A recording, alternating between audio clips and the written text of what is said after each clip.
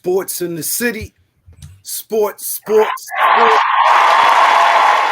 in the city. Sports in the city. Live from the arena. Hit up that chat, get at us, hit that like, share, and subscribe. We on Facebook, YouTube Live. Check in while we're live. Leave your comments. Let us know which sports topics you want to talk about. What's top shelf in your sports world? And you want to sponsor the show, let us know. So here we go. Let's get to it. This is going to be a classic.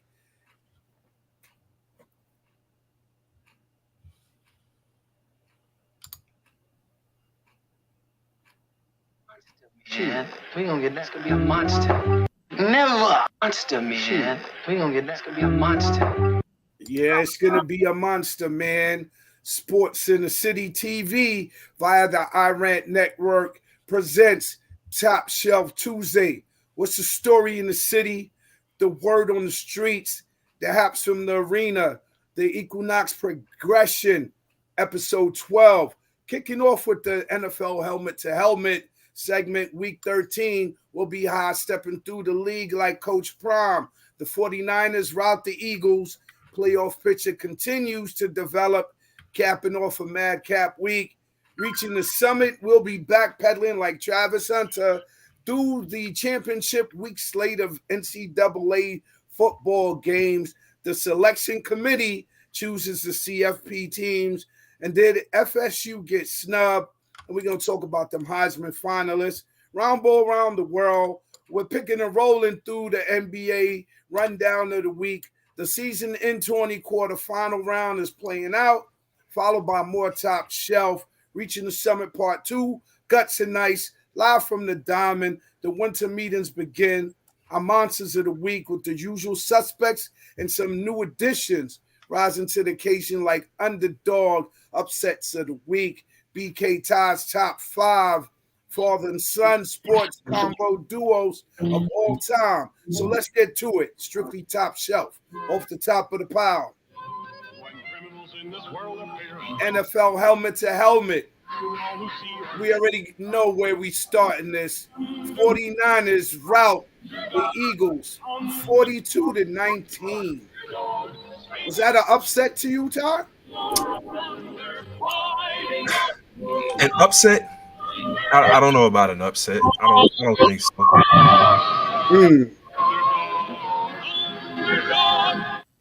Yeah. 49ers, they outplayed them. They had all their pieces together. They were just more physical. You know what I will say? The ball, they were there first. Absolutely. I will say it's probably surprising by how much Philly lost, but San Fran went out there on a mission, man. They were definitely on a mission. So yeah, I don't know about a surprise, but the biggest surprise is probably the score, the difference in the score. That's about it. That was a surprise, not that they won, but in the manner in which they won, absolutely. That was definitely a surprise. 42-12. 19, excuse me. That was the surprise.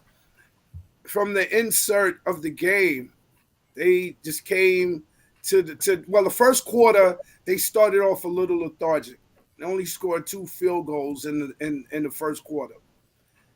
After that, they scored like 6 straight touchdowns on them boys. Yeah, man. Deebo Samuel scored 3 touchdowns. CMC added another one. The passing game was looking very precise. And the thing with the passing game is that they have a lot of motion going on, and it looks like it's not really effective. But they load up one side of the field, whether it's either on the right or the left. They'll load up one side of the field with 4 receivers. And then they'll start crisscrossing and going through their patterns. The Philadelphia Eagles, in the middle of their pass defense, they were getting eaten alive, bro. Eaten alive. Deebo, I think, had about 127 yak yards. Yeah. Yeah, for sure, man. Deebo was definitely on a mission. I think he was one of the outspoken Niners that was saying something about, the Eagles talking junk or whatever. I don't know if it was just billboard material or what, but they definitely went out there and showed out and put down their stamp at, to let everybody know who's the real best team in the league right now. I think they have a natural disdain for the Eagles. Well, that goes back to the playoffs last year. Didn't the Eagles knock them out? Indeed. And they also knocked out, I believe, almost all of their quarterbacks. Yeah. So, and in this game, speaking of that, they twisted Jalen Hurts up like a pretzel on one play, and he had to go back to the blue tents, and he didn't come back until afterwards. And after that, he didn't look the same. Would you have something back out there? A lot of times it's the player, man, not the not the coaches. You don't want to keep a player out if he feels like he can still contribute. I guess they felt like the game wasn't out of hand, and he wanted to get in there and try his hand. But to your point, you got a big playoff push coming, and as we can now see, it's not going to be a cakewalk. So I might have erred on the side of caution and just had him relax his heels for the rest of the game. But it is what it is. Right. Brock Purdy threw for 314 yards, 4 touchdowns. Brock Purdy party. Yeah. But and CMC rushed 17 times for 93 yards, added 1 touchdown. Debo, 4 receptions, 116 yards, 2 touchdowns. Then he had another one running. That team is a totally different monster when Debo Samuel's there. And then they had Trent Williams back, who's regarded to be the best offensive lineman, if not the best, one of the best offensive linemen in the NFL. So they totally embarrassed the Eagles 42-19. They show that they are the number 1 team, if not in the NFL, at least in the NFC conference. For real. And they have Dallas coming up. The Eagles have Dallas coming up this week. So the Eagles are 10-2. Dallas is 9-3. So if the Eagles take a hit on Sunday, which is going to be the evening America's primetime game at 8:20, if the Cowboys manage to win that game, they're going to be tied in the division.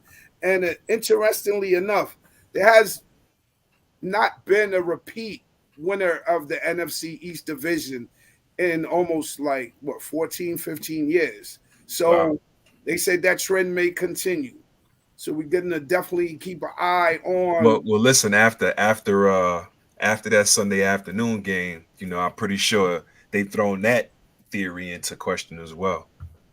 Right. Well, we're going to see. It hasn't I mean, like you said, man, the biggest surprise was how much Philly lost by. Not even the fact that they lost, Yeah, it happens. It happens to to the best teams. We started off Thursday's games last week, Cowboys 41-35 over the Seahawks. So the knock was Cowboys haven't beaten a winning team as of yet, and and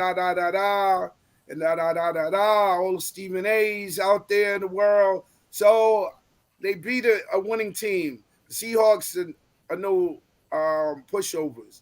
Dak balled out 334 yards, throws for 3 touchdowns, and the Cowboys have a 14-game winning streak at AT&T Stadium. You had Tony Pollard adding a touchdown, and on the Seahawks side, you had DK Metcalf, who's a monster. 6 receptions, 134 yards, 3 touchdowns. He was killing DaRon Bland. I have to add that. That's something that needs to be corrected by Dallas very quickly. DaRon Bland got exposed, like when he's not jumping the route and picking off a pass. And that's what happens when you gamble. Touchdown. Yeah. But not even just that. He was just getting burnt on, seems like every route. He had no answers for Metcalf. Metcalf was killing DaRon Bland. And coming into this week, he was being spoken about as Defensive Player of the Year. I don't know. It's possible he could still win it, but that performance. Yeah, I like again. I think that's his to lose. I mean, unless somebody jumps out and has a sack party in the last 4 or 5 games of the season. Well, Khalil Mack, he's had like 2 sacks in the last 3 weeks, so yeah, it could happen. And the Seahawks gave a very valiant effort. Cowboys win that 141-35. Any thoughts on that game before we move on? Shouts out to the Cowboys, man. They're clicking at the right time, man, and they're beating teams that they should beat. Looking convincing. So salute to the boys. Yeah, salute to the boys. Salute to Dak, man. Dak and the boys, they're balling. He's balling on the MVP level. Shout out to the Giants, who had a very good week as well. Had a very good weekend. Shout out to the G-Man. Had a very good weekend, my G. Absolutely. Absolutely. You know, any weekend you don't take an L is a good weekend to me. Exactly. Big up those G-Men. So the Colts won a close one, 31-28. We're going to circle back to the G-Men. We don't have to. Oh, I thought you might have wanted to circle back to Tommy DeVito and we all good, man. We all things. Good. We all good. You good on that? All right. We all good on that, bro. So the Colts pipped the Titans 31-28, improved to 7-5, staying in the playoff hunt. Gardner Minshew throws for 312 yards, 2 touchdowns, and they did the thing, man. They did the thing. Pittman, 105 yards, 1 touchdown. Any thoughts on that game? I think that keeps let me see how that playoff picture is looking. No, I think Indy's not. Oh, yeah. Indy's still up in there. So yeah, that keeps them firmly entrenched. And if I'm not mistaken, they got one of the easiest schedules left this season. So it's definitely not out of the realm of possibility. Put it this way, man, the Jags, it's not a lock. It's not a lock for Jacksonville. Right. We'll see. In that AFC South. Well, the Colts are playing with their backup quarterback. Gardner Minshew's their backup because Alexander got hurt earlier in the season, and the Colts are hanging in there, 7-5. We had a shootout between the Chargers and the Patriots. The Chargers give the Patriots the donut, 6-0. Do we even have to talk about that game? Justin Herbert and the gang, very pedestrian, poor effort. Well, interestingly enough, it's like the 3rd straight game that the Patriots have lost, giving up 10 or fewer points. Shows you how good their defense is, but how futile their offense is. Yeah, absolutely. And Coach Belichick is on the chopping block. Moving along. What do you think is the issue in with the Chargers, man? You think it's their coach? You think it's the coaching? That's that to be 5-7, man. And Herbert is a good quarterback. I forgot who it was. I was watching something where they kind of suggested.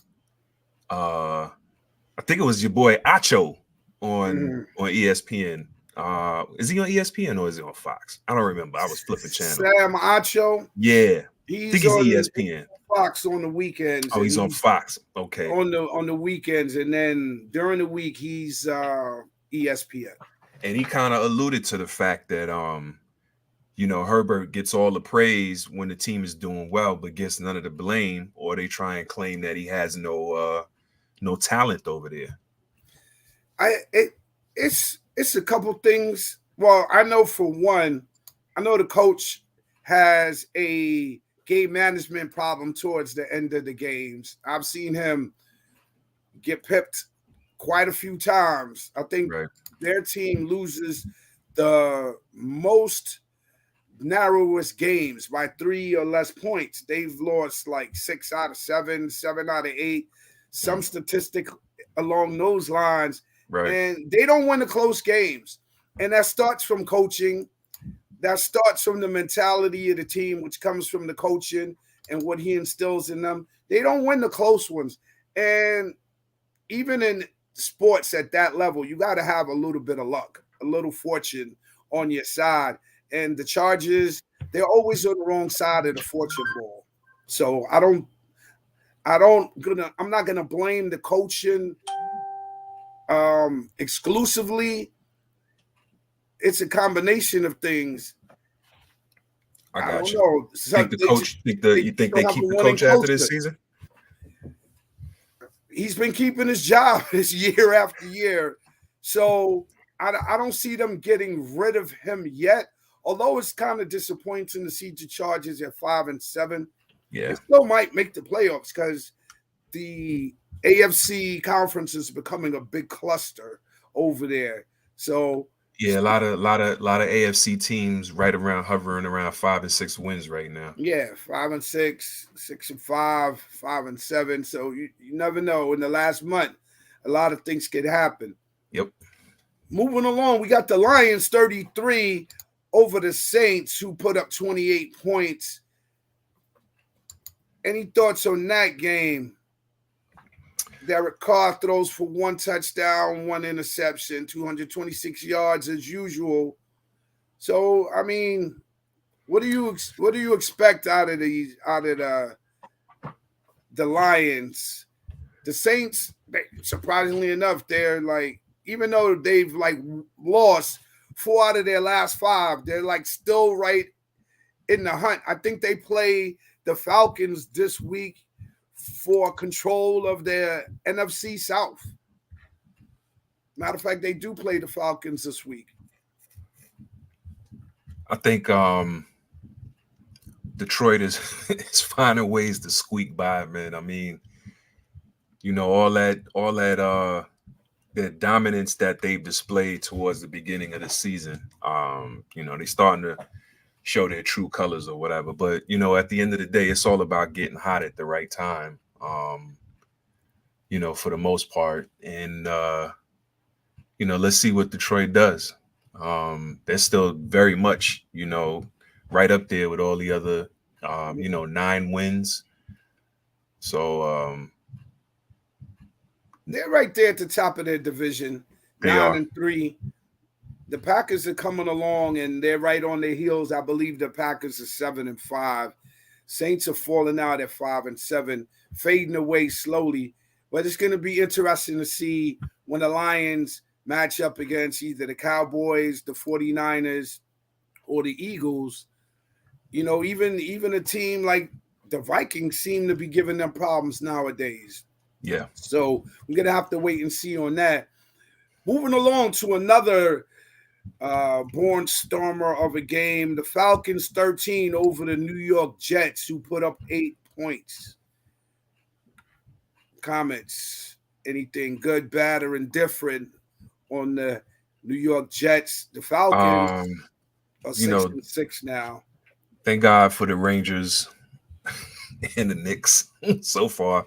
Knock on wood, because New York sports is hurting right now.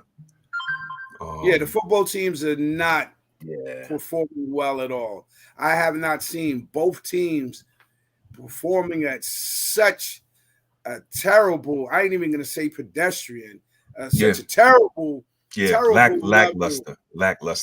And I think I can't even say lackluster, because lackluster is like you lose 14-28. Like, you have not scored touchdowns. Like, I say lackluster because when your starting quarterback goes down, and this is more so in the case of the Jets than the Giants, there's expected to be a certain level of fall off. But that's lackluster. Lackluster is like a little, you lacking something. It's something, like you said, fell off a little bit. Terrible, bro. Can't even say lackluster because there was some bright spots. You're like, it was a lackluster performance. Their defense is showing up 13-8, but still, you can't score touchdowns. That's the problem. Then they put in Tim Boyle. It wasn't any better. I think they scored their first 2 points was a safety. Then after the safety, he drove them down the field. They could only muster up a field goal. And then from there, they just fell off the table. And the Falcons weren't that much better either. 13-8. Like I said, it wasn't a shootout. Right. And I don't know what's up with the quarterback hopscotch because they're talking about putting Zach Wilson back out there Sunday. It's terrible. Or I don't know if he asked to start. I don't know what the case is, but yeah. They want him to start, and he's declined. He's like shying away from it. But my thing is, bro, you better get back in there. Like, if you're quitting, then it's going to be very difficult for you to remain employed in the NFL. Yeah, for whether sure. you're a starter or a backup. For sure. And Aaron Rodgers is trying to come back for December 24th week. And that is going to be a highly questionable decision. But I think he'll try to mess with everybody's brain and mind as he's known to do. And he'll just play just to shut people up, shut the naysayers up that said he couldn't do it, because he's on pace to be able to come back. Now, I'm not gonna get back and forth with you and you believe it, you don't believe it. Oh, no. I wasn't even gonna say whether I believe or not. What I was gonna say is there's no sport. I mean, I think football more than any other is a sport where you don't want to go out there on the field and risk it for no possibility of any. Like, he has nothing to gain from going out there other than satisfying his own ego. You know, to go out there and play to try and prove a point, you know, I don't know, but he knows his body better than I do. So salutes to that cat, you know, to Aaron Rodgers, if he really is in a condition to come back out there and contribute to the team's success. Yeah, well, he did some hyper technical procedure, which basically like he kind of like connected or grafted something onto the Achilles. And if he can come on and, like you said, it's up to the player. And just to prove to everyone who said no that he could do it, he might want to do it. But as far as like realistically, the Jets' playoff chances, they're 4-8 now. So if you were the coach, I know you would bench him. I'd bench him also because there's nothing to play for. But Aaron Rodgers is going to continue to try to be Aaron Rodgers. Exactly. What say you? Flipping the coin. What are the odds of him getting on the field just to prove the naysayers wrong? I don't see it. That like I said, that would be dumb. No, if you're Aaron Rodgers, not if you. If you're Aaron Rodgers, what are the chances of him getting on the field? I mean, he's just been showing everybody that every week. All you do is, you know, during pregame, all you do is see him out there throwing passes and dropbacks and planting on that foot and all of that. So, you know, again, like I said, hats off to him. Salute to his doctors if they got him in good enough shape where re-injuring that Achilles is not a concern. But again, like I said, there's so little to gain from him returning this season. The only thing that I can think of is, like I said, to, you know, impress some people or maybe make some people eat crow, like me, for instance, who said that he wouldn't be able to come back and be effective this season. But again, with the way people are dropping from minor contact and, you know, certain non-contact or planting injuries or whatever, the way he got hurt during the first play to end his season, I don't even see the benefit to it at all. Right. First series, first 4 plays. You're absolutely right. So I give it a 40-60 shot that he'll come back to try to shut up the naysayers and, you know, stroke his own ego. He's that type of cat. He likes to stroke his own ego. So, hey, we'll see. Upset of the week as we move along. Cardinals 24 over the Steelers, who now fall to 7-5. The upstart Cardinals improved to 3-10. So they're winning themselves out of the Caleb Williams marathon, because that's what it's gonna be. Because he's he's not even going to play. So he's going to be leaving early. He's leaving USC early, right? So Kyler Murray shows up, does what Kyler Murray does, throws a touchdown, runs for another, scrambles around a lot. T. McBride catches a touchdown, and they surprise the Steelers, who were supposed to win that game handily. But Kenny Pickett did go out in that game. I was about to say due to injury. Yeah.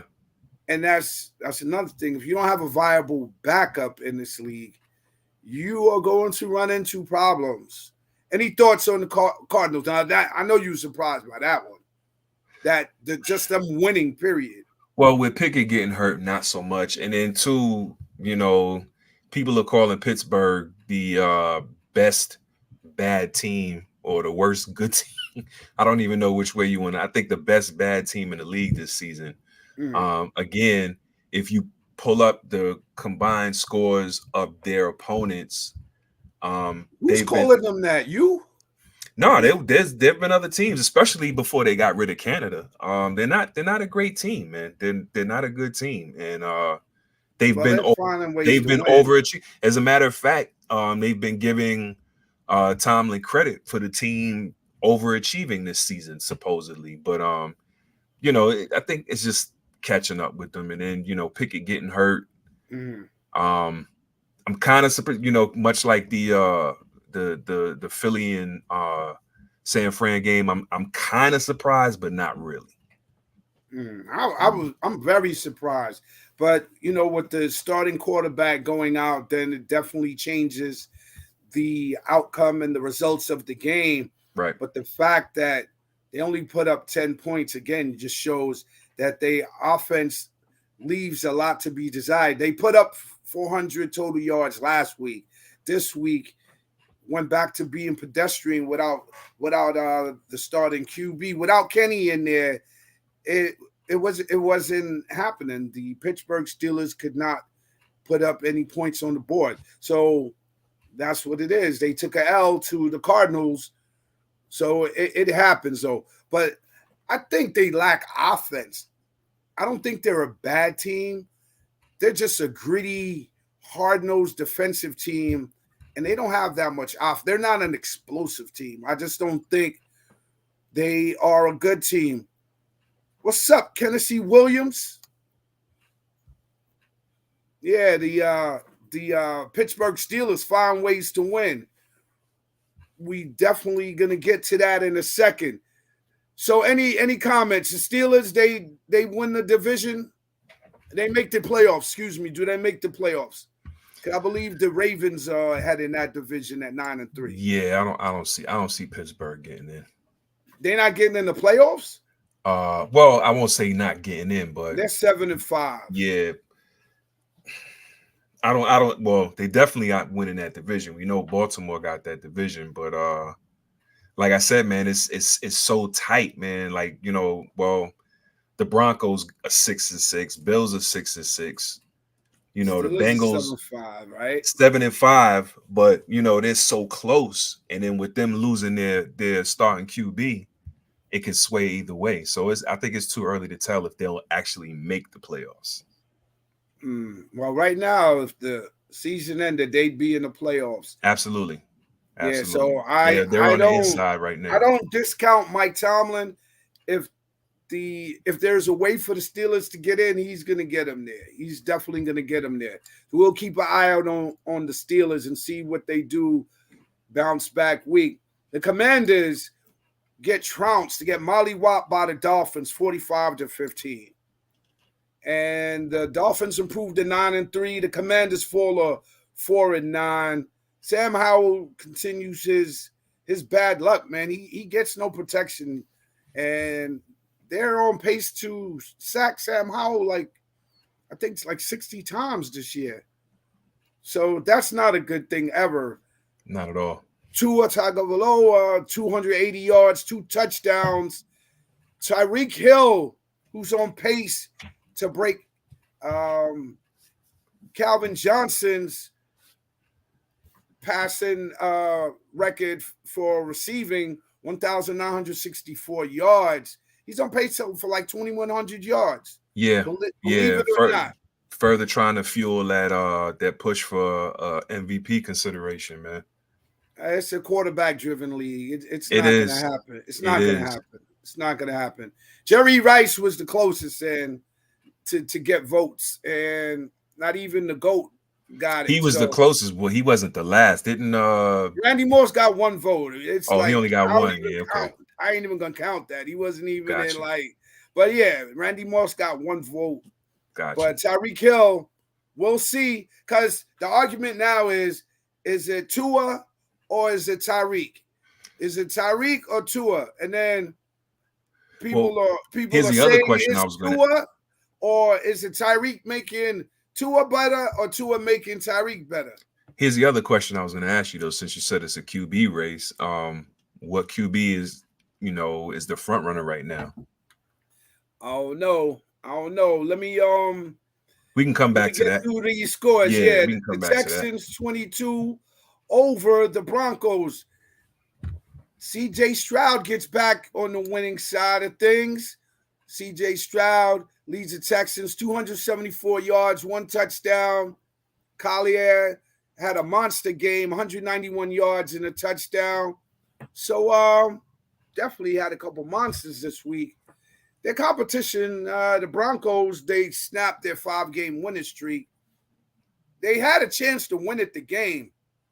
So the Texans pipped them 22-17. Yeah, they still had a chance to win at the game. Texas applied the pressure at the right point in time in the fourth quarter because they were definitely driving to try to come back.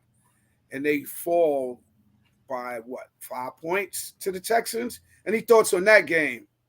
I was about to say, was that a pivotal game because they're in the same division, but they're not in the same division. I just realized that. So, yeah, it was close, man. Again, the Texans are considered a good team this season, and Denver kept it close to the end. So, shouts out to Houston for doing what they're supposed to do. And again, salute to Denver, who, I unfairly gave the business earlier this year, but they've shown themselves to be a respectable team this season.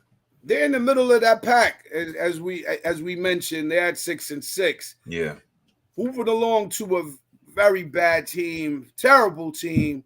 Unfortunately, there are like 2, 3, 4 terrible teams in the NFL this season. The Buccaneers 21 over the lowly Panthers, 21-18. The lowly Panthers and gave up 18 points to the Panthers. The Bucs, yeah. Well, they do have professionals playing on the team. They just have not been able to put it all together. That's all I can say on that. I can't even say any given Sunday because they didn't win, but at the same time, they have pride. They want to play. What's going to happen when they finally win another game? And it's like, come on, you're taking us out of the QB race, the QB marathon, the Caleb Williams marathon.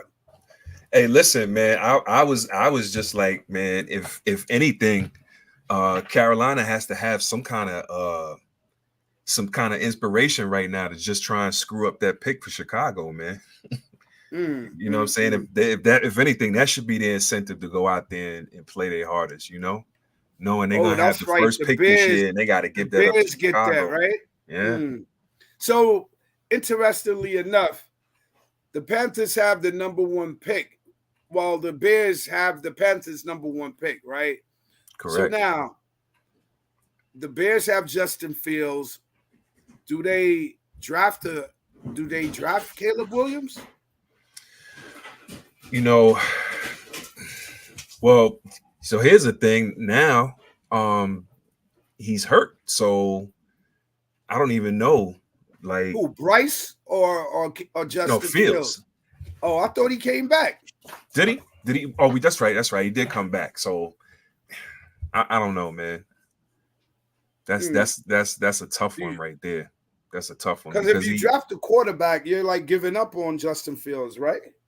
Not necessarily. I mean, if you draft a quarterback with the first pick, that's not showing a lot of confidence in your QB. But at the end of the day, I don't know. Do you draft talent or do you draft by need? And then have the Chicago Bears figured out what their need is? Right. I just think, man, they're gonna get Caleb, man, and end up in the same situation they're in with Justin, for real, man. I was just about to find say some that. way to screw it up, man. So you might be Right. better off sticking with Justin, man, and trying to get some assets, man, and just try and build that team up, man. That's possible. That's definitely possible. Buccaneers, especially if you're not 100% convinced that all of the woes in Chicago are due to the players underperforming and not necessarily the coaching. Right, because they cannot seem to get Justin Fields right. And it's going to be about that time to start looking at other options if you're the Chicago Bears. So we'll keep our eye out on that. Moving along, we have Matthew Stafford leading the LA Rams over the Browns 36-19. The Browns 7-5. The Rams improved to 6-6. Matthew Stafford threw for 3 touchdowns, a little short of 300 yards. Any thoughts on that game? The Rams are back because without Stafford, he's not. They're not the same team. And there's some people are saying that the Rams could upset any of the contending teams over, even though they're only at 6-6. They have a Super Bowl winning coach.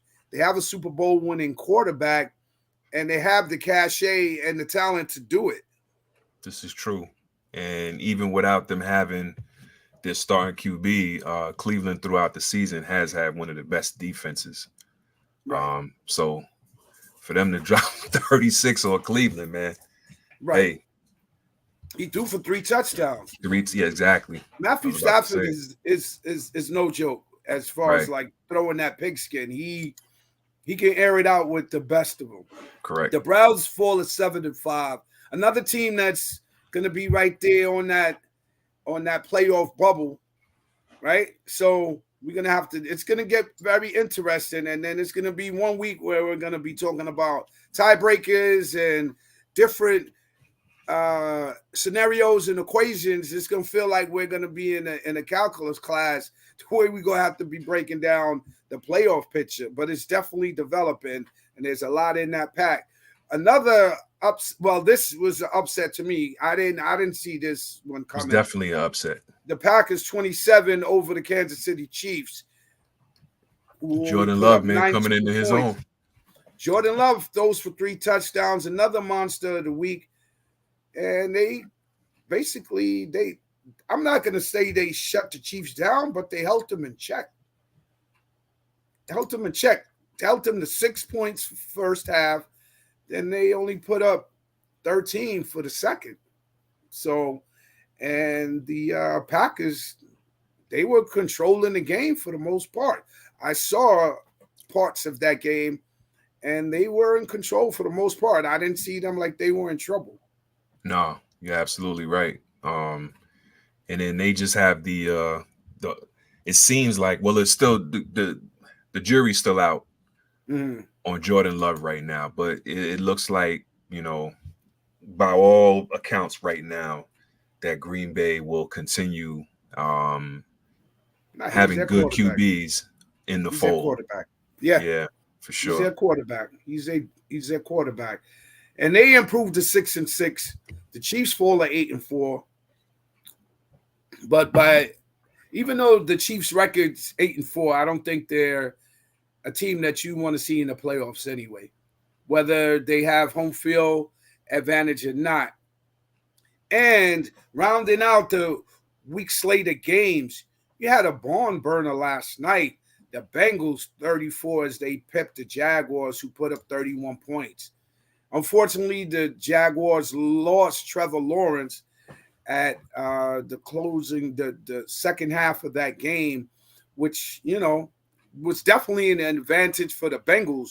But it does not take away from the performance of Jake Browning, who went 32 for 37, putting up 354 yards. Crazy. Rushed for 1, threw for 1. He's definitely a monster of the week.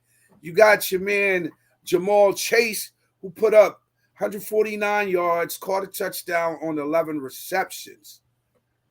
Any thoughts on that game?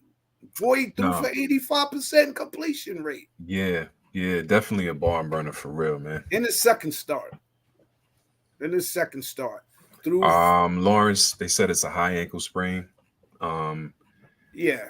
Out for now, but if come playoff time, provided. Matter of fact, he might be back before the playoffs, but who knows? Nah, he said that don't rule him out for this week. Oh, for real? Yeah. Okay. Said don't rule him out for this week. He's never missed a game since he's come into the league. I think he has like 47 straight starts. Gotcha. So we shall definitely see. So now, power top 5 NFL teams right now. Or you want to start AFC, NFC? Go ahead, take it away. You mean top 5 in each conference or top 5? No. Top 5. I mean, I start in each conference and then I narrow it down. But however you come up to your top 5. Top 5 in the league right now. San Fran number 1. I still got to put Philly number 2, followed by Miami, Baltimore,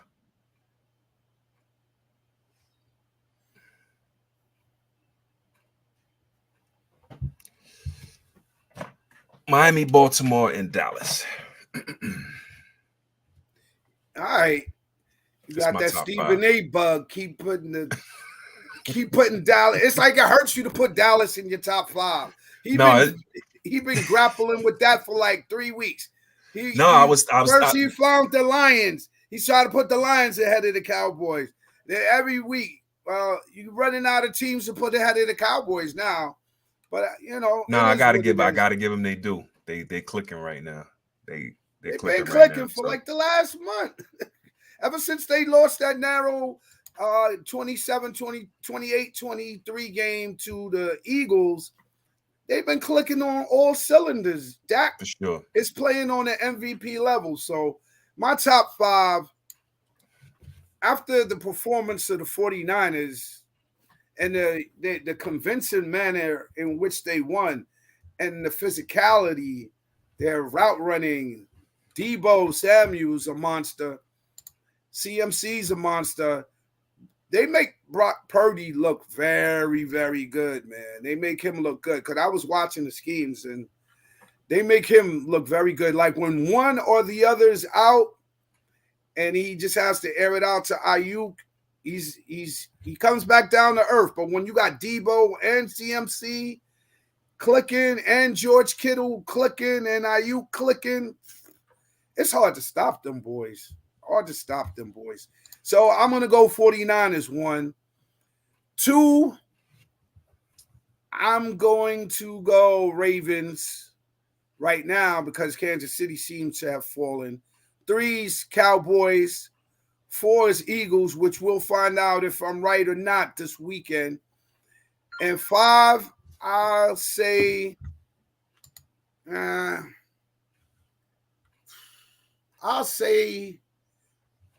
Chiefs. Chiefs at 5. Because the Lions nor the Dolphins have really showed me any quality wins over like a tough opponent or team that you may wonder if they could beat or not. Like, yeah, they'll beat up on a team 45-10, but then when they play like a team like the Ravens or the Chiefs, they're not showing up. So I'm not ranking the Dolphins that high, but that's my top 5 right there. Any closing thoughts before we move on from the helmet to helmet segment onto reaching the summit? Nope. All right, we're going to be backpedaling like Travis Hunter through the championship week slate of NCAA football games. Of course, we're going to start off with that. Then the selection committee chooses a CFP teams. Did FSU get snubbed? I'm just going to run through the scores, then we're going to get down to it. Washington Huskies beat the Oregon Ducks for the second time this year, pipping them 34-31 to win, I believe it's the last Pac-12 championship. Yep. Then you have Liberty. How the hell Liberty get in there? Conference USA, I think that's just written into the rules where they have to get a bowl game. So the Liberty Conference is Liberty wins the Conference USA championship. 49, putting up 49 points over New Mexico State, who put up 35. Any thoughts on that game right there? Nope. Okay. No doubt. Moving along. Oh, in the previous game, Michael Penix Jr., he put up over 300 yards. And a touchdown. Yep. Yeah. Let's go. And moving along to the SEC championship, which was the game that threw everything into haywire for the committee. Alabama pips Georgia 27-24. Georgia was the number one team at the time, and they get pipped. Any thoughts on that game? Alabama staked their claim, man. You can't deny them. They beat who many people considered the consensus team, the consensus number one team in the season. So shouts out to Alabama on their playoff bid. We're going to circle back to that. Michigan over Iowa. They give Iowa the donut 26-0. Handling their business. And then finally, the ACC championship, Florida State 16 over Louisville, who put up 6 points. Any thoughts on the ACC championship game? No, man. Salute to Florida State. Sorry they didn't make it in that playoff, but next year. They won their championship, ACC champs. Absolutely. Texas over Oklahoma State, 49-21, as they capture the Big 12 championship. And then finally you have SMU over TCU for the American Athletic Championship, 26-14. Over Tulane. Over Tulane, excuse me. Yeah, I thought it was TCU. Mm-hmm. My eyes were deceiving me. But yeah, in any instance now, so now the rankings now are as follows. Michigan number 1, Washington 2, Texas 3, Alabama 4. Now, FSU falls to 5, and then UGA falls to 6. Now, this is a problem that I have with this whole scenario here. And then you have OSU at 7, Oregon at 8. Now, you had the Seminoles at 4. And as I mentioned to you a couple weeks ago, around the time Jordan Travis got hurt, right? They've been ranked about 4 all season. They've been about number 4 for like the past month and a half. So now Jordan Travis goes down. All of a sudden, they fall to 5. They were put back in the number 4 slot last week. Alabama was about 7, and Georgia was number 1. So now the problem that I have is you're going off these slated games. Georgia falls from 1 to 6. Then you have FSU fall to 5. And then Alabama go from 7 to 4. I mean, to me, that's just big business, because at the end of the day, are you giving the team with the best record, who've won their conference, who've won the games that they played, who've won against opponents that you put in front of them? It looks like it's a business, because, and I heard this ushered by Paul Feinbaum. He was the main advocate for this. He kept saying, you can't leave both Georgia and Alabama out. So then how did Georgia fall from 1 to 6 and Alabama go from number 7 to 4? and that's where I'm like, then you're taking a team like FSU who went 13-0, and they didn't even make the playoffs. Any thoughts on how this whole scenario goes, as far as you see it? When you have so many different conferences and so many different teams, schools that have the ability to go undefeated or with one loss, and then on top of that, who they beat is a major determining factor on their positioning. Unfortunately, you're going to have, call it casualties of war or whatever. Alabama beat who everyone considered was the number one team in the nation, in the land. And to your point, it's not fair and it's not right for them, just because they've lost their quarterback, to lose positioning or be considered inferior or not worthy of a chance at the national title. Mm-hmm. But I think at the end of the day, the selection committee wants to put the teams that will be the most evenly matched. And I think they were basing that off of who Alabama beat as opposed to who Florida beat this season.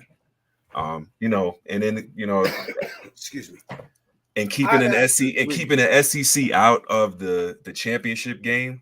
I tell you what, I forgot who it was. I think it was I read it somewhere, but they were saying, ironically enough, it was Florida State's athletic director was one of the people that voted against expanding the championship into a playoff this season, and kind of turn around and bit him in the butt a little bit, something there.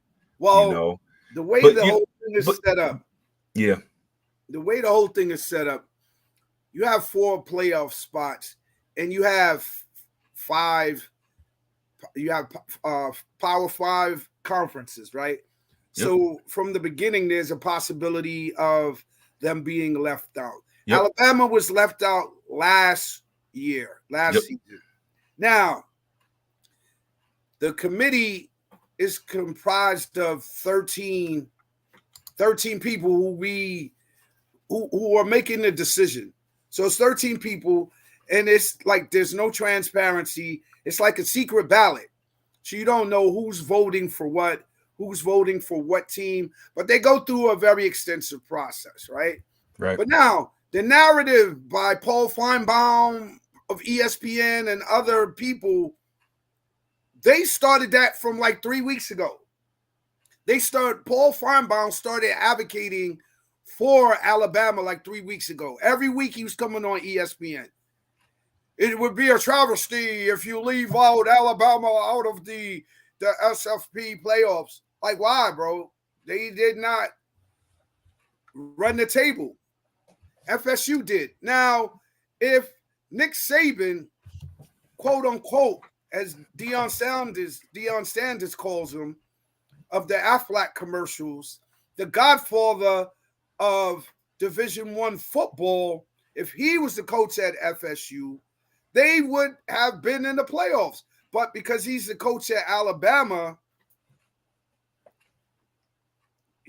it's something like the merit of the players is not the total determining factor. You have 13 people in the room making a decision, and there is like, are you going by the eye test? Like, I've heard it said, oh, well, Tulane didn't show up against Georgia, and they got blown out after they beat Michigan based on the record, so they didn't want a repeat of that. Right. But it is what it is. I think that they have to take into account, like, this whole process of picking the 4 teams. First of all, as you mentioned, it should be at least, under the BCS, it was at least 8. I don't know whose idea was to make it just 4. That's an asinine, because you have so many conferences, so many teams, as you mentioned. So just to choose 4 playoff teams you're asking for something like that where you had to snub a very deserving FSU team to be in the playoffs, to have a one-loss Alabama Tide team who made it over them, and they're like in the one slot above them. And I wouldn't have a problem with it if the same committee had not had FSU in the number 4 spot for like over a month and change now.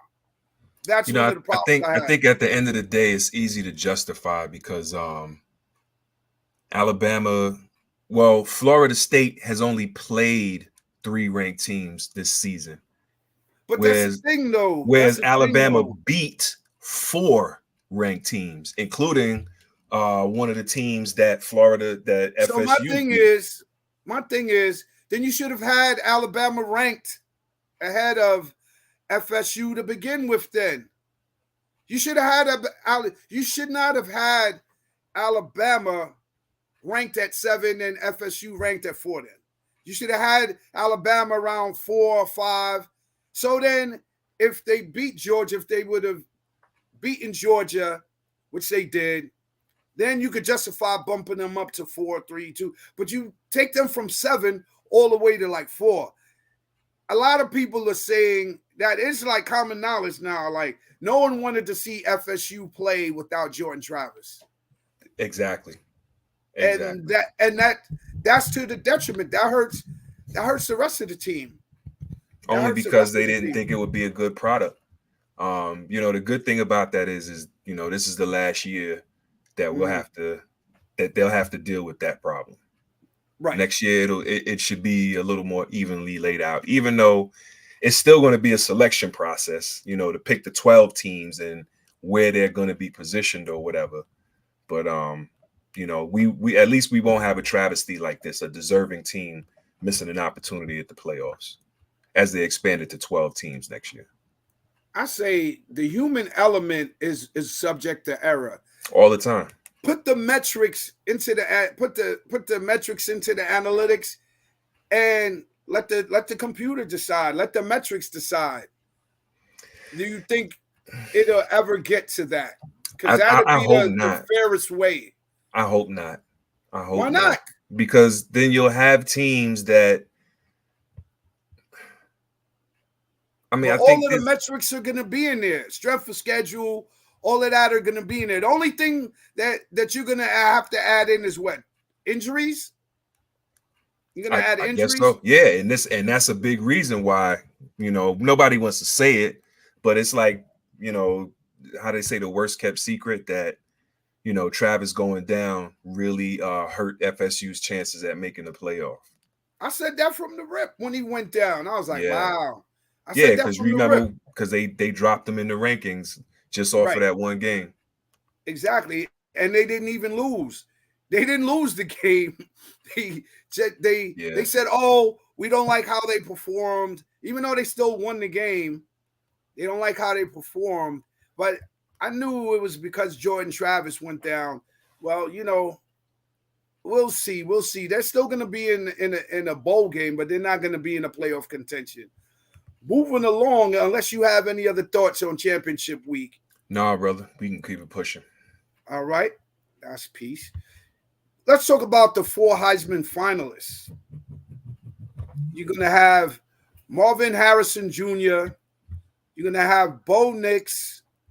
You're going to have Michael Penix Jr. And there's one that I'm missing. Oh, how could I forget? The dude I've been picking up as a monster of the week almost every week is Jaden Daniels, Mr. Touchdown himself. Any predictions on the Heisman winner? I don't know. That's a good one. I'm thinking Penix probably just off the strength of how the team is doing. But to your point, man, I'm with you. I kind of been following Jaden Daniels the last couple of weeks. Now we can talk about the Giants. When I've been eyeing my Giants quarterback prospects. Is he coming out though? I think so. I'm not sure. I don't know if he's announced it or not, but yeah. So I don't know, but I it's probably Penix award to lose this year. And you say this because, well, we know his play has been phenomenal, just like all the other finalists. But do you think it's because his Huskies in the rankings at number 2? I think so. You know, when you have so many evenly matched talent-wise and record-wise, man, it always boils down to what the team does. We hate to say that. We never want to admit, or no one wants to admit, that a lot of awards are post-season awards. They always say it's regular season awards, but I really think the postseason kind of influences stuff. Okay. Bo Nix, I think he his couple losses hurt him. Yeah. Although he's only the one of 2 of the quarterbacks, Jane Daniels being the other to throw for 40 touchdowns. Michael Penix threw for 33. Jane Daniels, only the second quarterback in college football history to throw for 40, rush for 10, rush for 1,000. Yeah, the other being your little man in AZ, Kyler Perry. Excuse me, Kyler Murray. Well, now remember, Kyler used to ball. You said when my he was little in man. college. He's a little man. Yo, you remember little homie that used to come around the block, son? Nah. You little man. Yeah, well, he's his second one. So if Jaden Daniels if LSU had a better record and then suffer those, what they have, like 2-3 losses, I think that it would have been his to lose. But because the Huskies have a better record, I think Michael Penix Jr. is going to win it. But it'll be hard to deny Jaden Daniels putting up 40, throwing for 40, rushing for at least 10, rushing for 1,000. That's a formidable resume right there. For sure. Talking about that. So you're going Michael Penix Jr. as well? Yes. Okay. And the runner-up, do they give a runner-up award? I don't think so. Nah, I think they have other. I think they have other awards like, you know, Offensive Player of the Year and different awards. The Award, exactly, stuff like that. Exactly. Yeah, you're right. Absolutely right. So we'll cover those, but definitely the Heisman is the one to bag. That's the bag. They don't get no loot though, right? They just get that trophy. I mean, no, yeah, I don't think they get any money for that. All right, moving along. Round ball around the world. We're going to be picking and rolling through the rundown in the NBA. The in-season 20 quarterfinal round is playing out. We seeing any scores yet? We have my Knicks are down right now. Bounced in the Kings. Yeah, go ahead. I was about to say, yeah. Celtics lost yesterday to the Pacers, 122 to 112. 112. Yep. And Pelicans beat the Kings surprisingly yesterday, 127 to 117. So Pelicans and the Pacers advanced. Pacers are waiting for the winner of Knicks and Bucks. Knicks are down right now by 2, 41 to 39. Lakers and Sun play at 10. And the winner of that faces the Pelicans on Thursday, I believe it is, if I'm not mistaken. Thursday is the 2 semifinal games, right? And then Saturday is the championship game in Vegas. Gotcha. So your thoughts? Who's walking away with the inaugural NBA in-season tournament cup? You calling it a cup or a trophy? It's a trophy. It's definitely a trophy. We keep the cups for soccer and stuff like that. Soccer and car racing. But yeah. Don't forget hockey. True. The ultimate cup. You're right about that. Yeah. So you got snatching the trophy. The Pacers are looking pretty tough right now. They have one of the most high potent offenses in the league this season. They're ranked number one. They're clicking right now. So you know, I had fingers crossed that you know, that the Knicks would pull out some kind of miracle. But you know, at the same time, I'm just happy with how good the Knicks are doing right now. It's still a tight game though. So I think the Pacers are a better team than us right now.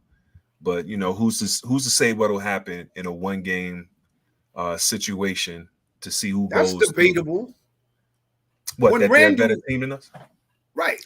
They're at 11 and 9. The Knicks are 11 and 8. Now, mind you, they did beat the Celtics last night. Halliburton, who's arguably if not the best point guard, if not the best point guard, one of the best point guards. He's definitely a rising star in the league. But Jalen Brunson has been balling out of his mind, bro. And when Randle shows up and helps him out, and when RJ Barrett is on the sidelines licking his wounds, the Knicks are a formidable team. Like Absolutely. RJ Barrett, if he can stay healthy, that improves their chances dramatically. I'm not even just talking about for the trophy, the in-season trophy. I'm talking about just for the season. Right. Barrett has to understand that he is a vital piece to the whole Knicks, what the Knicks are trying to do in New York. He has to understand that. And I think he has the understanding. It's just that he has to work on his consistency, man. That's always been the biggest issue with RJ is his consistency.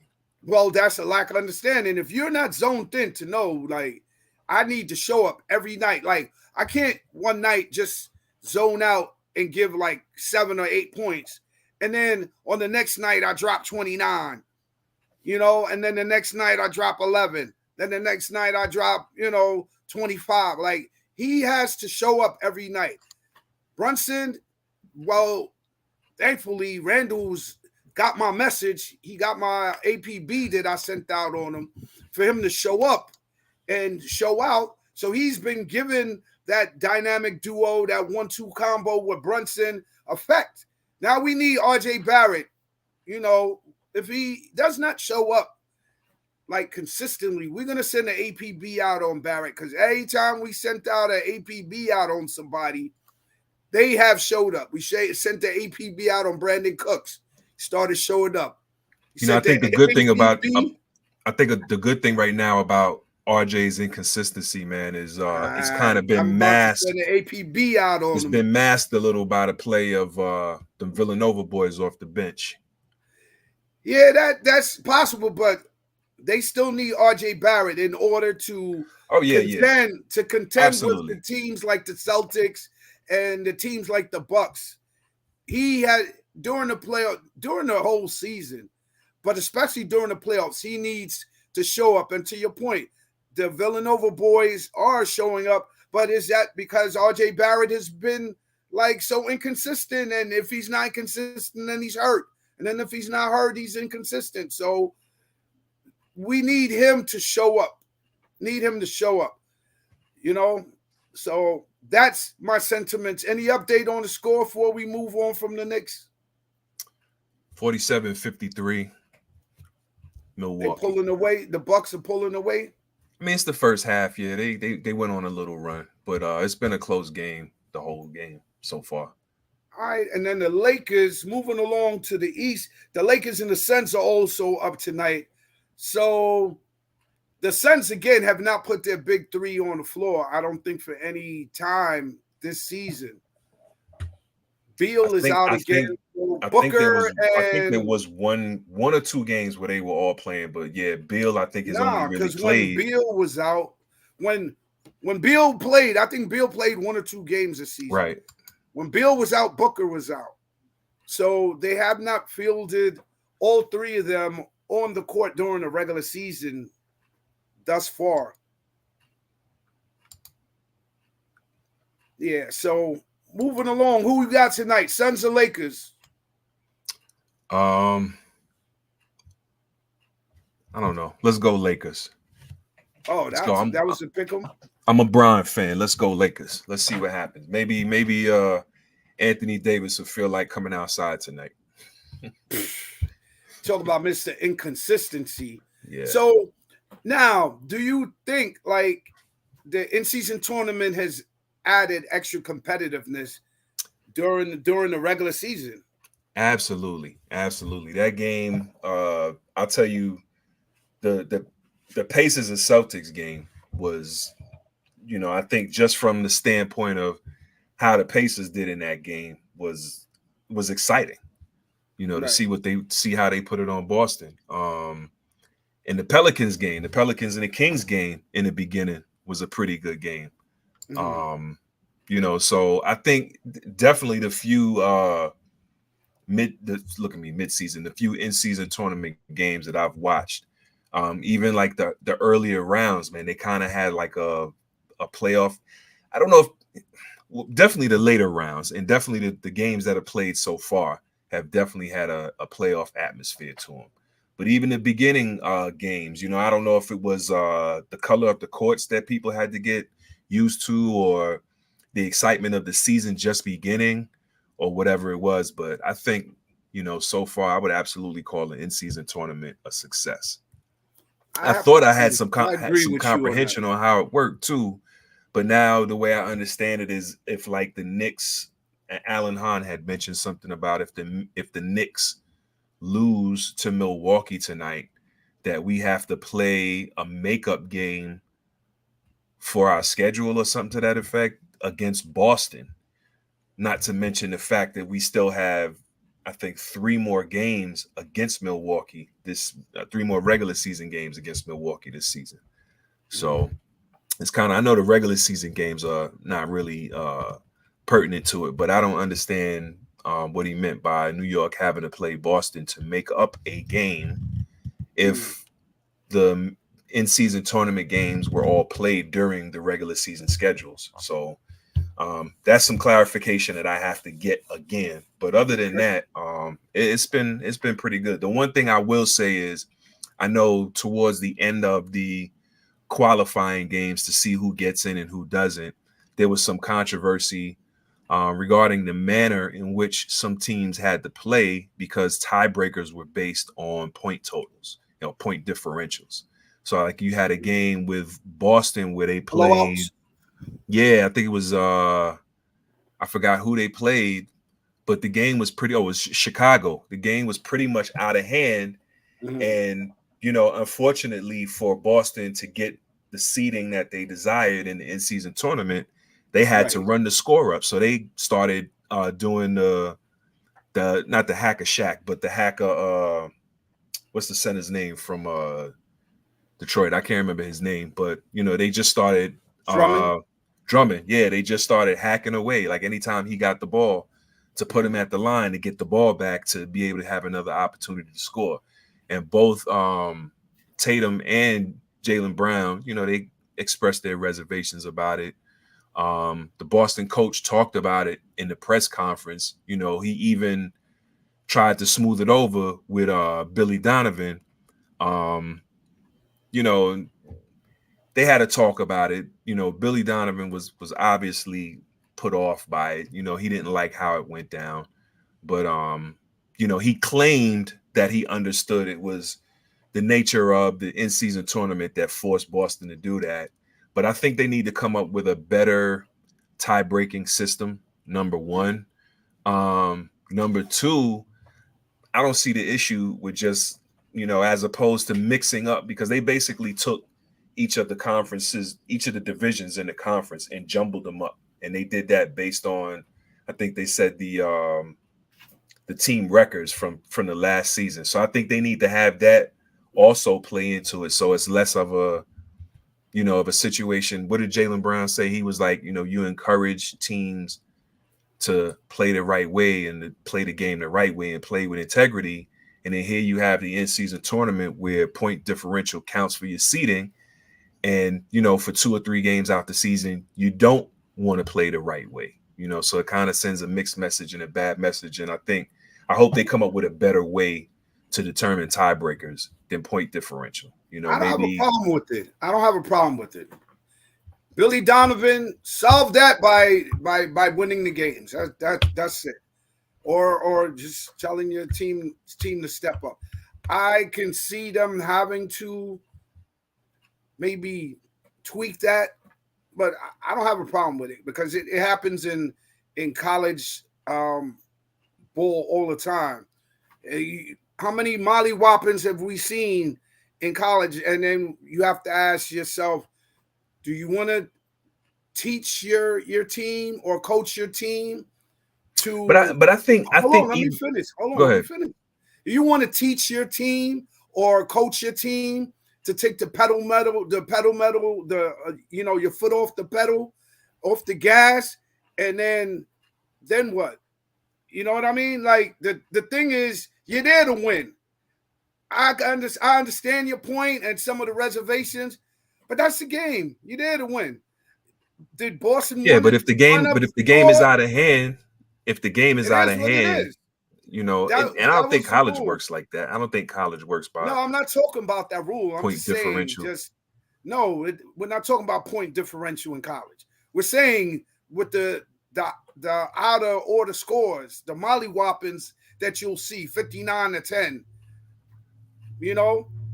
That's different. I mean, the Niners just beat the Eagles 42-19. You don't think at some point that it's psychological where, like, if we beat them down that bad, it's either going to spur your team on to be better and not get blown out, or you're going to have it in the other team's mind if you do have to face them in the playoffs or somewhere down the line in the season where it really counts. I just think it's a bad look when you're up 19 on a team with 3 minutes to go and you still out there gunning, trying to shoot threes and score, and they had no choice, trying to get possession of the ball. I think that's a bad look. So what you would suggest for them to not do it? I just said it. I said they should figure out a different tiebreaker. You know, probably have it be records from the previous season or how your record is at the time of, from the previous whatever. Season, though. Maybe not the previous season, but maybe where your standings are at that point of the season or something to that effect, or maybe how many points you've scored so far during the season, as opposed to making it just that one game, make it accumulation of games. I just, like I said, but that's the same thing though. So then in every in-season tournament game, you're going to be running up the score. At least. Well, I just mean all throughout the regular season, in-season tournament games and not in-season tournament. All right. Games. So for them to do it where it's like that, they're going to be running up the scores regardless then, because at least in this manner, the brackets, you had your qualifying for the quarterfinals, semifinals, or whatever. That's when I first started hearing about the point differential thing, right? And I was like, you know what? You there to win. If you got blown out, you might get blown out regardless. Whether there was a point differential in place or anyway. You have some teams who just don't like other teams, like they're not cool like that. They're professionals and respect each other professionally. But past that, if they could blow them out, they're going to blow them out. They're not going to be like, you know what? My homie on the Bulls, I don't want him mad at me, so let me not drop another 3-point. It's not even about friends or liking anybody. It's like how baseball has all these unwritten rules. It's the same. So why do you care? It's just like baseball and football. You have unwritten rules. Then? Because it's about friends. Because it's about the integrity of the game. It's not about liking somebody. Number one, it's about the integrity of the game. The other thing it's about integrity of the game. The other thing it's about is because the integrity. It's about. Bro, if you win 55-10, there's been to show a team up when the game is out of hand is not playing with integrity. It's not playing with integrity. Questionable because people gonna get in their feelings. But at the end of the day, you have a lot of coaches, a lot of players that say, if you want to stop that, it's not a good look, man. Better. We can agree to disagree. It's a matter of integrity. We can agree to disagree. It's not a good look, man. Like I said, you up 25. We're not gonna do that. Disagree. Now, if you want to say Michigan's integrity was questionable, Jim Harbaugh's integrity was questionable, Connor. I'm not talking about is individual questionable. integrity. But I'm bro, how talking could about you say because the team put their best effort forward and blew your team out that they lack integrity? I didn't say that they lack What did they integrity. do I said you're wrong? You messing just up said they are you just said the devaluing and messing up integrity. the integrity of the overall game of basketball Nah, because bro, when you're up that 20 on a team, so you what? don't still shoot and try and run the score up with 2 or 3 minutes left in the game. Most of the time in that situation, you're emptying the bench. Number one, like because you don't want your starters agreement. hurt. Number one, because you that's don't want your true. starters hurt. You're not gonna have these guys out there still trying to shoot threes and run fast breaks and all of that because they want to get a certain position. I can agree with that, but because it's based I don't solely think it has off a anything to tiebreaker. do with integrity. I think hear you with that. It is. I don't it is think it has because in anything any to other do with integrity. in any other situation Integrity they means do that not you do lack that in the honor or NBA. you did something wrong. So you Yeah, think it's that's bro. I think that's an overreaction. All right, I don't think so. On. Let's move on. That's an overreaction that it lacks I don't think integrity. so. Why, bro? They didn't do nothing wrong. You have never been a part of a team or seen your team win by a large margin. Yeah, in the normal course of the game, not towards the end of the game where it's out of hand and you piling on. Teams don't do that. They had to do that. That was the rules that was set up. Exactly. But in any other situation, in any other sport, teams don't do that. All right, so teams don't do that. Point out to you this. It doesn't matter, bro. In football, they run the clock. You know what I'm saying? In baseball, well, baseball is a different animal. Oh, but sometimes teams just get blown out. Sometimes teams that you're playing, during the normal course of the game because the other team you're playing is that bad, not because the game is out of hand and your team is trying to run the score up. The 49ers just ran up the score. Nobody does that. Nobody does that. Do. In no other sport, in not one of them. They do. No, the Cowboys have been winning by almost 30 points per game. Exactly. So once you know the game is out of hand, what do? You start running. You don't throw the ball because you want to run clock. No, so you go to almost strictly run plays. Bro, not every team or every player is going to play like how you want it to be played or how you want it to be played. I'm not saying like how I want it to be played. I'm telling you what I've seen. I'm telling you what I've seen. All right, I can agree. Because they don't do that in any sport. Let's look up the word integrity and let's look at that. They don't do that when the game is out of hand. The team that has the lead stops playing aggressively. They usually just play to run the clock out. I can agree with your point. Go through the motion. Use of the word integrity, whether it's in the finals, whether it's an exhibition, whether it's regular season, it doesn't football, matter, baseball, basketball, hockey, soccer. They don't. It doesn't matter. It doesn't matter. But to say that keep saying it doesn't matter. It doesn't matter. Because you're saying they're lacking integrity. It does matter because I'm not the only one. There's other there are professional NBA players that felt the same way and voiced their opinion. So what they gonna do? Meet them in the parking lot? Go ahead, man. Let's go, man. What they gonna do? Meet them in the parking lot? Let's Come go, on, really? Man. What are we talking about here? Let's go. They got blown out. They got blown out, man. Wow. Yo, Logic, can we put up that pic just to mention? It has been Jimmy V week on ESPN, and that brings about a lot of cancer awareness. And we just had Thanksgiving, and then this time of the year, people also give back a lot also. You understand? So from that, there's a lot of charitable foundations, and Jimmy V was definitely one of the people who were instrumental in raising a lot of money for research, and they have a causes foundation in the NFL. And this is a pair of kicks that LeBron James gifted to Jamal Chase, which are fire. That's fire, right? He gave there. A pair of basketball joints just like that to Shannon Sharp. Shannon had a video online unboxing them joints. Yeah, basketball. They weren't cleats though. But he sends Asia Wilson a lot of gear too. Definitely. So reaching the summit part 2, we're just gonna run through the standings. So we have the American standings right now. I think who took an L this past week in college basketball, men's college basketball? Duke got knocked off this week. there's a few upsets that happened this week. South Carolina holds on to the number 1 spot in the women's side of the bracket. Did you see any of the college games this past week? I didn't see any college basketball games this weekend. Arizona goes to number 1. KU goes to 1. University of Houston at 3. Purdue at 4. Connecticut at 5. Baylor at 6. Gonzaga at 7. Marquette falls to the 8th spot. UNC at 9. And Creighton at 10. And Duke takes a big plunge. They fall 15 spots. They're now in the 22 spot. So definitely have to take a look at those rankings. What about on the women's side? You see any games on the women's side? They've been balling. They have. I tried to catch that LSU game on Saturday, man. I wasn't able to. Angel what's the name? Reese? Yeah, Angel Reese's first game back. Yeah, we put the APB out on her, and she showed back up.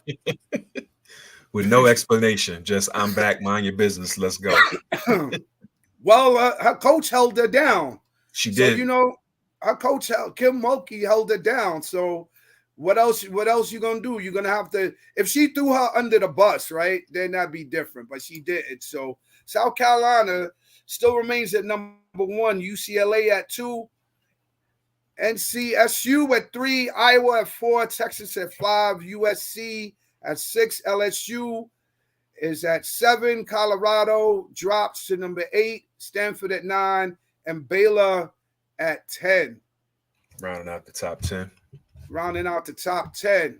Yes, sir. Moving along, we're gonna just go through. We're gonna skip guts and ice this week because we really didn't have too much activity as far as like any thing out of the usual. The Rangers are definitely balling. They're balling at a high level. They have the best record in the league right now, in the NHL right now. So definitely big up to the Rangers. Colorado best, Avalanche. Actually. Yeah, well, it must have just behind changed. Boston. Yeah, Boston and then New York. Well, yeah, Boston's in the Atlantic Metro.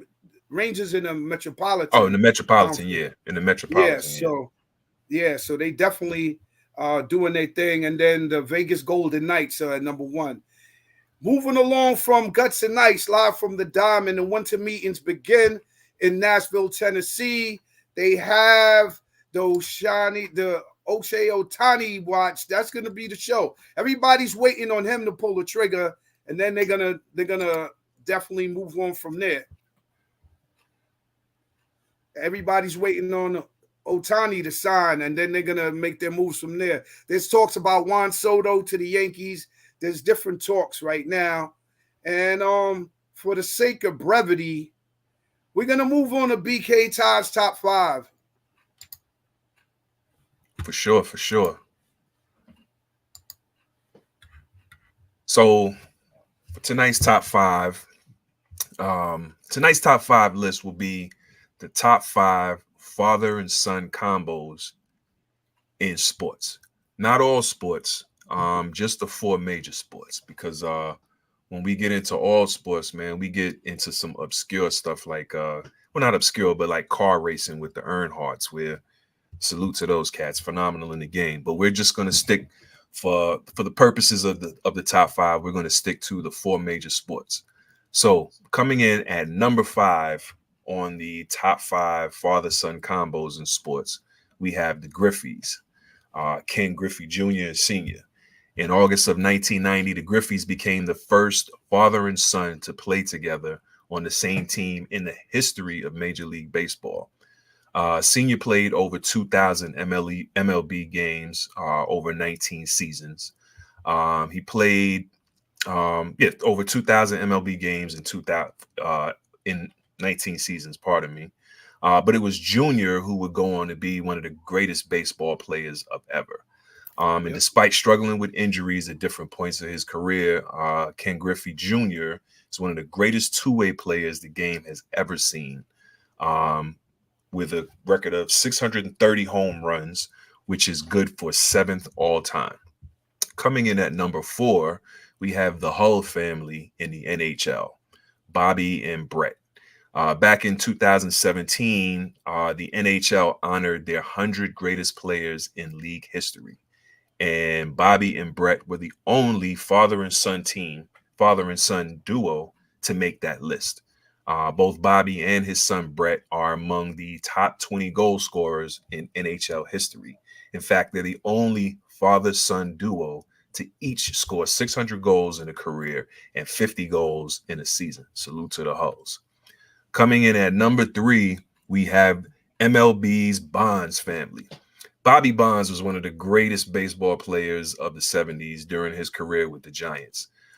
First player to have 30 home runs and 30 stolen bases in a season, and he did that 5 times. First player to have 30 and 30 in a season, and he did it 5 times. First player since fellow San Francisco Giants star Willie Mays to have 300 home runs and 300 stolen bases in his career when he retired in 81. Barry ended up being even better than his dad by all accounts, widely considered one of the best baseball players ever, even before the steroid scandal. As a matter of fact, he's baseball's all-time leader in home runs and walks.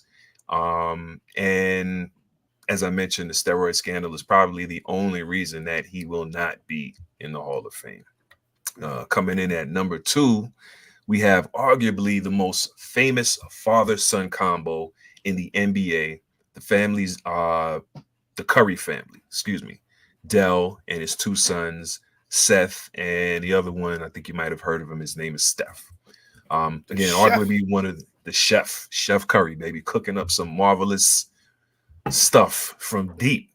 Arguably the most famous father-son combo in the NBA. The family's notoriety is due mostly to the exploits of Steph, who most call the greatest shooter in NBA history. And while Dell and Steph were more spot-up shooters and had more role-playing career, were more known as role players during their careers, they still displayed the deadly marksmanship that is known with the Curry name. As a matter of fact, Steph has parlayed the family talent into 4 championships in 7 years. So salute to the Curry family. Coming in at number 1 is the Manning family. Deep, rich football history prior to the NFL. Archie Manning was a great college player as well as a pretty good NFL player. He had 3 sons that were all great college football players. Well, Cooper, not so much. He got hurt. And his grandson is getting ready to play for Texas. He actually got into the championship game this weekend for a couple of snaps. But Arch Manning, Cooper's son. But Archie Manning and his sons Peyton and Eli actually had very different careers, statistically speaking, that is. Archie had a long career, championship less, but still he had a long 13-year NFL career, mostly with the NFL, with the New Orleans Saints. Was known as a pretty good quarterback, both running and passing. Peyton and Eli, however, have 4 Super Bowl wins and 3 Super Bowl MVPs between them. Add Peyton's record-setting 5 league MVPs, the only player in NFL history with 5 MVPs. And this group easily goes down as one of the best families in sports.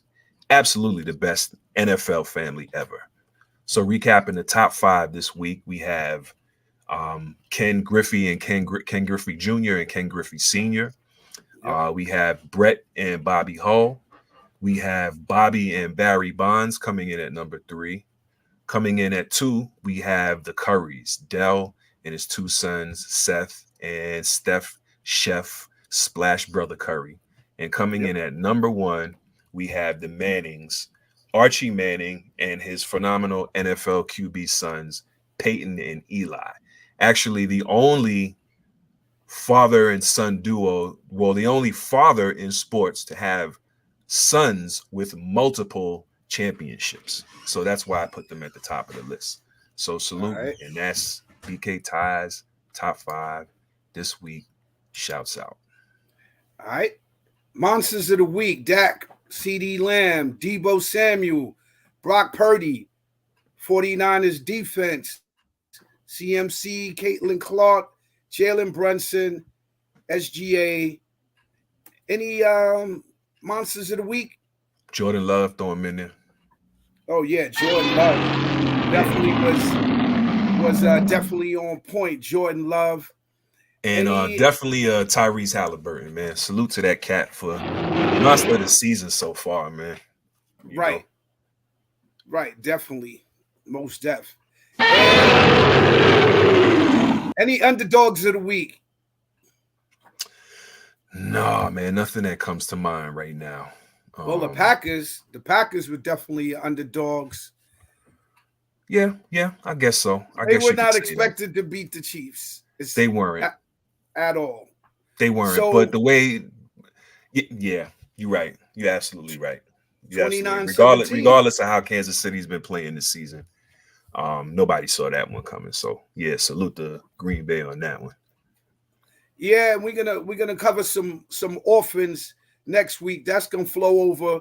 We're gonna discuss that LeBron James and Ime Udoka's exchange that they had, and a couple other orphans that we got to put in the orphanage because the orphans are not in our network.